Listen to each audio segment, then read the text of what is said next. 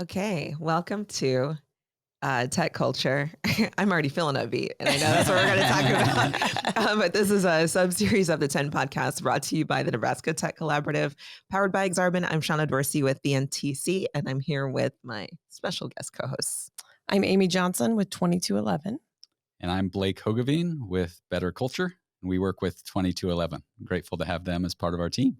Awesome. And three of us have known each other in circles over the years. Blake and I worked together for a little bit. I've known Amy Johnson and have been a fan for years and years. So Likewise. Glad you're here. 20 tenets of culture. Today's topic is the sixth tenet, which is... Yep. Tenet number 6 is Upbeat. And what we do with Better Culture is we work with organizations that care about workplace culture. Yeah. Most of the organizations we work with, they already have a good culture before we work with them.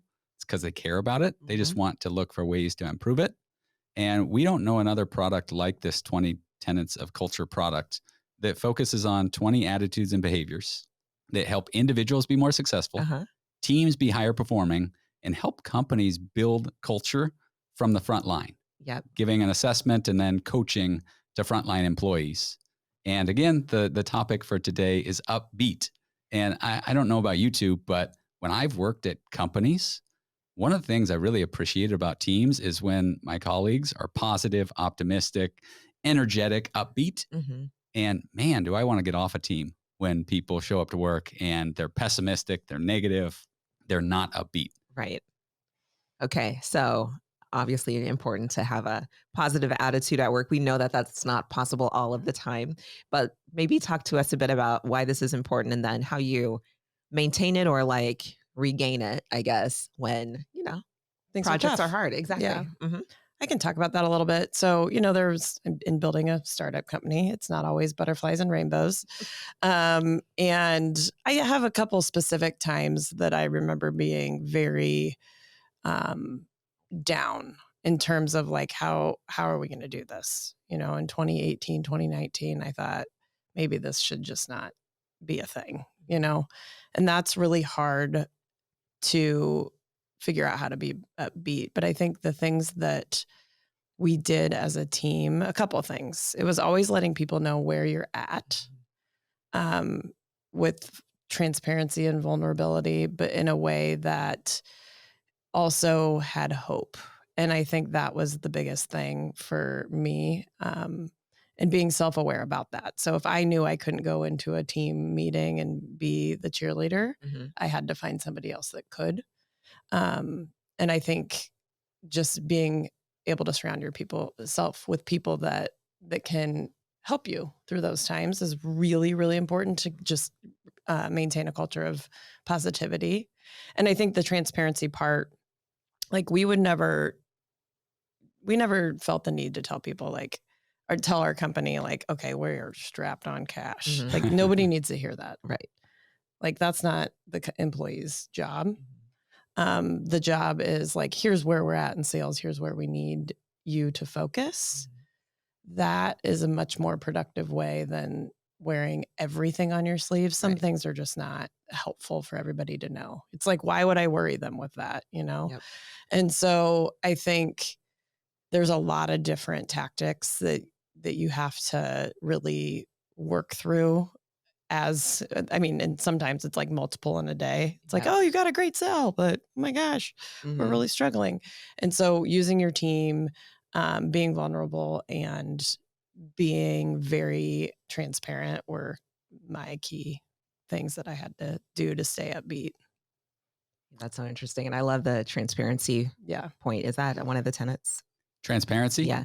Not specifically, but it would relate to a few others, I'm sure. Yeah, I'm sure it would. There's always some overlap. And I've definitely been guilty of being overly transparent. So same. No way, I'm Sean. okay. I would never I have that imagine. problem. Back. Not Yes. need to share. But it's okay. I would always say and that was kind of why my team trusted me is because they knew I didn't have the ability to not be transparent. Right. Where it was hard is when you're not upbeat. Right. And That's so true. understanding okay, how do I be upbeat when I'm really down? And that is from your team. Yeah. And I think hiring the right people, the other culture drivers of your company to be upbeat when maybe you need a minute is Mhm. very important. Absolutely. Yeah. And just from a practical standpoint, a lot of people want to be successful and happy in life. Mhm. And psychologists have known for hundreds of years, if you will be more positive, upbeat, optimistic, you'll have a lot greater chance of achieving results in life Yes. that help you be successful and happy. Okay. So let's talk about backing into how to become upbeat if you're not already an upbeat person. One of the things that I try to do is to just think about what I'm grateful for. And there are many things, like even just sitting here, breathing, talking, the whole Yeah. thing. There's so many Yeah. things to be grateful for. But what are some thoughts you have there for like how someone can Yeah. become more upbeat? Two things. One is just practical and it's old school, but suck it up. Mhm. Just the you're having an off day. Yeah, you know it's important. Suck it up and be a little bit more positive. On the second one, maybe a little bit more Sounds thoughtful. like your Shauna dad. is yes, it's old school. It's Kim Hogeving. Yeah, it Yes, is. that is Totally. what Yes, he I love he it. got it from his father. So my grandfather That's would fair. tell you that for sure. The other one, a little bit more thoughtful, maybe profound, and it relates to what you said. Is if you're feeling down, one of the ways that you can feel up is do something kind for somebody else. Mhm. If True. you will do something kind, not only can you impact somebody else, help them feel better, you will feel better about yourself by helping somebody. Mhm. Mhm. And that can help you get out of a rut, be a little bit more positive, upbeat, optimistic for the future. Absolutely. I think too with the team vibe, usually it's like one person is feeling that way, then usually others are. You know, it's very much like if things aren't going well, if sales are down, if something happened, it's like as a leader, your job is to maybe mix it up a little bit. I Mhm. think I was very key moments where I felt the vibe was off. And there's a lot of reasons that could have been.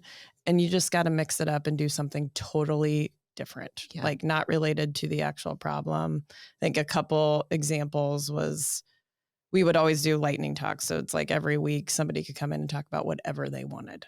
Love that. And so making sure that week was funny Mhm. or off the wall. Yeah. My favorite was a guy came in and talked about one of our employees about how to pick a lock. And it was like fascinating, but it takes which it's really easy. Do you have that skill today, Amy? I don't. Ah. I feel like It's a good side hustle, especially on the it weekends. was so great, but it got everybody's mind off of like whatever was so exhausting, Mhm. and sometimes you just need a minute. Yep. And I feel like that's really important to stay upbeat. If you can feel that something's draining a group of people, then you need to figure out how to re-energize them. And it can require a lot of work and, might feel ingenuine sometimes internally because you're like, we need to get this right. But in Right. order to get this right, we need everybody to be better. Yep. So we did a lot of that, tons of those things. That makes sense. Mm-hmm. Okay. Yeah, What else do you want to cover? one other thought that I have is, unfortunately, Uh-huh. some people are just negative and pessimistic. And one That's of the true. ways that you can be more positive and upbeat is join a clump of people Mhm. that tend to be positive and upbeat.